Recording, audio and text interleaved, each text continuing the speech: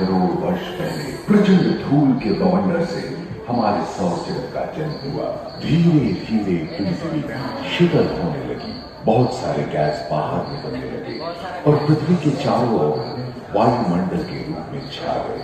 इन गैसों ने बिजली की कड़क और बादलों की गरज से मिलकर एमाइनो एसिड का निर्माण किया। प्राय 350 करोड़ वर्ष पहले प्रथम एक कोशिकीय जीव की रचना हुई। लगभग 280 करोड़ वर्ष पहले स्टोमेटोलाइट ने प्रकाश संश्लेषण के द्वारा वायुमंडल में ऑक्सीजन को किया। वायुमंडल में ऑक्सीजन के स्तर में निरंतर वृद्धि से 120 करोड़ वर्ष पहले एक से अधिक न्यूक्लियस वाले बहुकोशिकीय जीव का जन्म हुआ। इस क्रमिक विकास से ब्लैक होल, जेलीफिश, स्टारफिश, नॉटिनॉइड से सागर की किनारे आए बहुत तेजी से विभिन्न प्रजातियों की मछलियां विकसित हुई।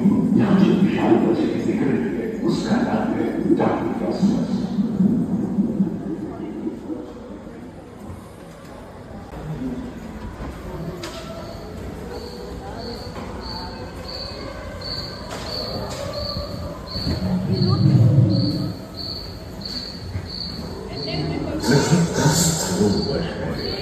धरती पर पेड़ पौधों का जन्म जो बढ़ते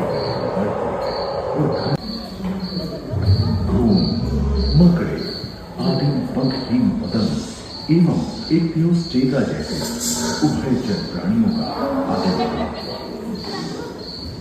सरस्वती जैसे स्तनपायी डायनासोर प्रकट हुए, जिसकी पीठ पर नौका के पाल की तरह एक अंग था जो ताप को नियंत्रित रखने में मदद करता है। सरस्वती की तरह ही एक अन्य स्तनपायी प्राणी साइनोन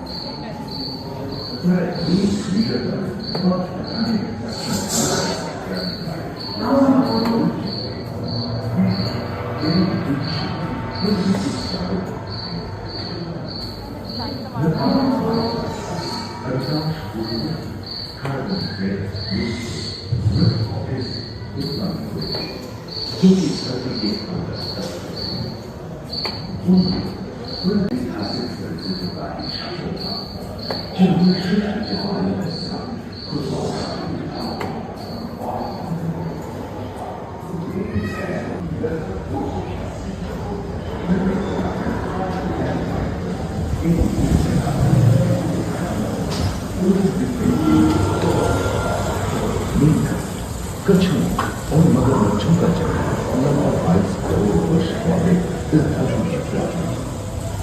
प्रथम स्तनपायी जीव मेगाज़ोस्ट्रोमा चूहे के प्राचीन संस्कृत समझ और उनकी जगह डायनासोर में गई। 20 करोड़ वर्ष पहले डायनासोर विभिन्न आकार एवं रंग और धरती के कोने कोने एवं जलवायु में खुद को जिनमें से कुछ लोग और कुछ 15 पूर्ण वयस्क हाथियों जितने भारी थे।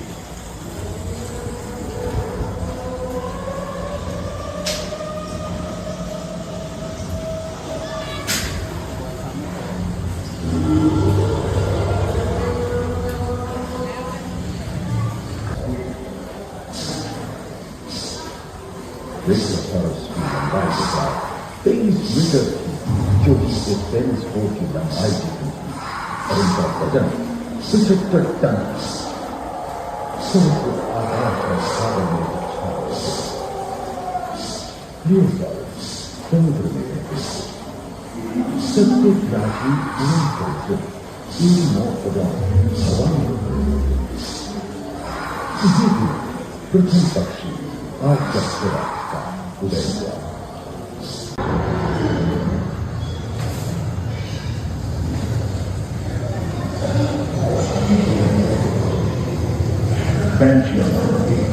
खंडित होने के कारण खिसकने लगा था। महादेश रेडियो में हलचल होने से ज्वालामुखी के रूप में लावा निकलने लगा। इसके वजह आए भूकंप से विभिन्न भौगोलिक आकार एवं आकृतियां स्पाइनोसॉरस के पीठ पर नौका के पाल की तरह एक अंक हुआ करता है, जिससे वो शब्द शरीर के दांत नियंत्रित करता है।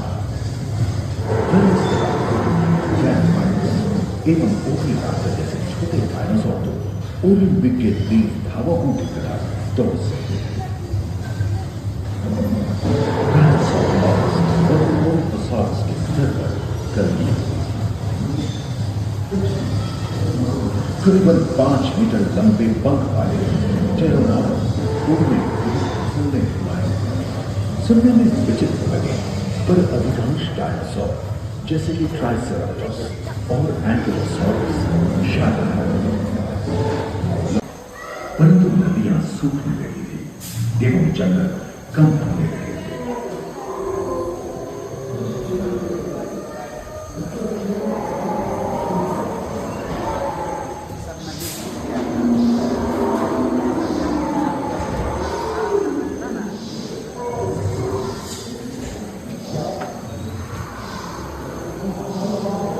एकांत महादेश में जीव जंतुओं का विकास स्वतंत्र रूप से शुरू हुआ।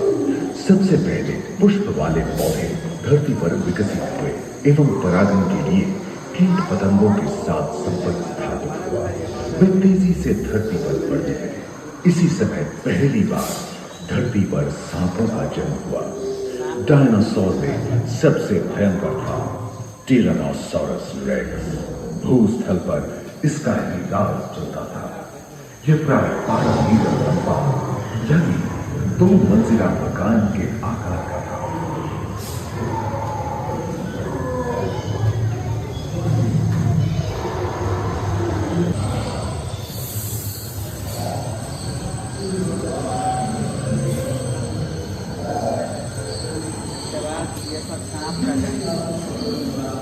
डायनासोर के विलुप्त होने के बाद भूस्थल पर स्तनपायी प्राणियों का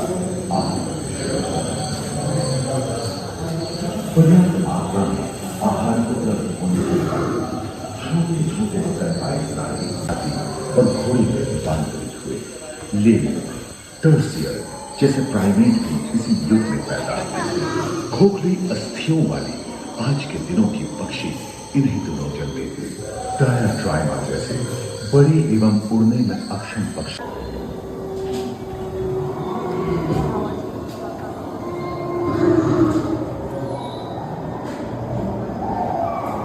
पृथ्वी के लंबे इतिहास में झांके तो ऐसे कई मौके रहे हैं जब उत्तरी गोलार्ध के अधिकांश हिस्से बर्फ की चादरों से ढक गए थे, जो आइस एज के नाम से जाना जाता है। हम आज ऐसे ही एक आइस एज में रह रहे हैं जो 20 लाख वर्ष पहले शुरू हुआ। रोहीदार स्तनपायी और कस्तूरिकायों ने अपने शरीर के रोम की सहायता से शीतल जलवायु के साथ तालमेल बैठा दिया। पुष्टकुंभ आकार के फूल ट्राइकोडॉन जैसे विशाल आनंद लोग उनके मौजूद है। सिरजूत वाले बाल और विशाल स्तन वाले जंगल में शांति से मृत्यु के कारण यह समय के साथ विलुप्त हो गए।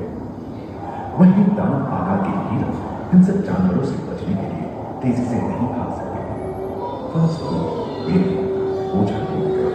इस समय से आधुनिक भारत अत्याधुनिक तकनीक की भारतीय विरासत का भी इसकी और के पहले खोज पर आनंद